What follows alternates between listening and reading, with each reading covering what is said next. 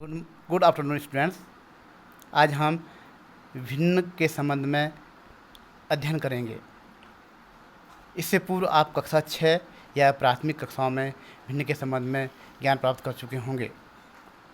भिन्न किसे कहते हैं, आज हम इसको समझेंगे। सर्वप्रथम, जब हम किसी वस्तु के विभिन्न बराबर भाग करते हैं और उन बराबर भागों में से कुछ भाग हम ले लेते हैं, तो जिन भागों को हम लेते हैं वहाँ उन बराबर भागों का एक हिस्सा होता है। उस हिस्से को हम भिन्न कहते हैं। इसे निरूपित करने के लिए हम इसे दिखाने के लिए हम एक उदाहरण, जैसे हमारे पास एक वृत्त है, एक वृत्त लेते हैं। इस वृत्त के हम 4 बराबर भाग करते हैं और उन भागों में से हम एक भाग को रंग लेते हैं। रंगीन भाग जो होता है उस शेष भागों का 1/4 हिस्सा होता है, और जो शेष भाग बचा होता है, जो रंगा हुआ नहीं है, उसे हम 3/4 कहते हैं। भिन्न में ऊपर का जो की संख्या होती है वो हर कहलाती है, अंश कहलाती है, और नीचे की जो संख्या होती है उसे हर कहते हैं। भिन्न के प्रकार, पहली होती है उचित भिन्न।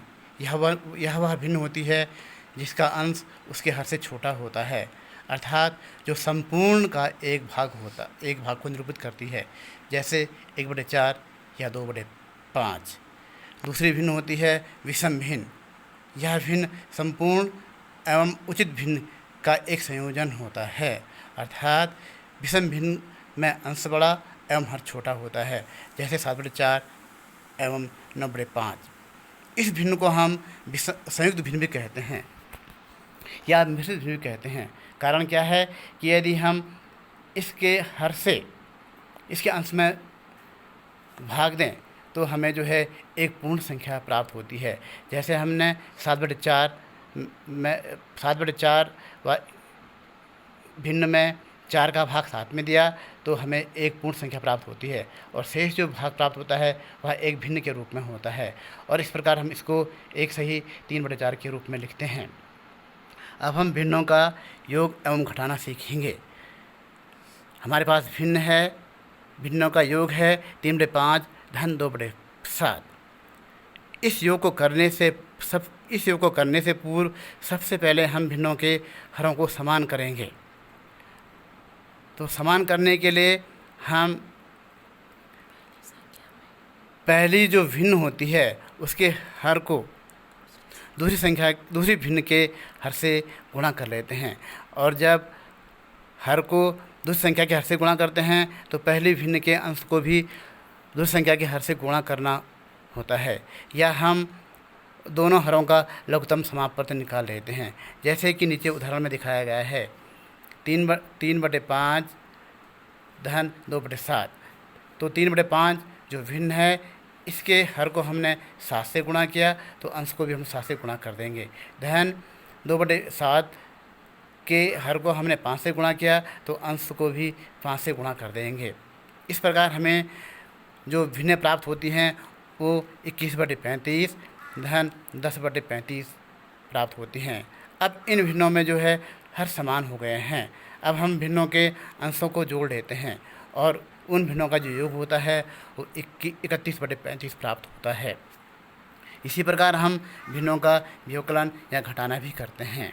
जैसे हमारे पास भिन्न है 9/11 ऋण 4/15। इन भिन्नों में भी हमें उनके हरों को समान करना होता है। तो हर समान करने के लिए हम पहली भिन्न के अंश और हर को दूसरी भिन्न के हर से गुणा कर लेते हैं, और दूसरी भिन्न के अंश एवं हर को पहली भिन्न के हर से गुणा कर लेते हैं। इस प्रकार हमें जो परिणाम प्राप्त होता है वो 35/165 ऋण 44/165 प्राप्त होता है। अब 135 में से 44 घटा लेते हैं तो परिणाम 91 प्राप्त होता है। 91/65 ये भिन्न हमें दोनों भिन्नों का अंतर प्राप्त होता है।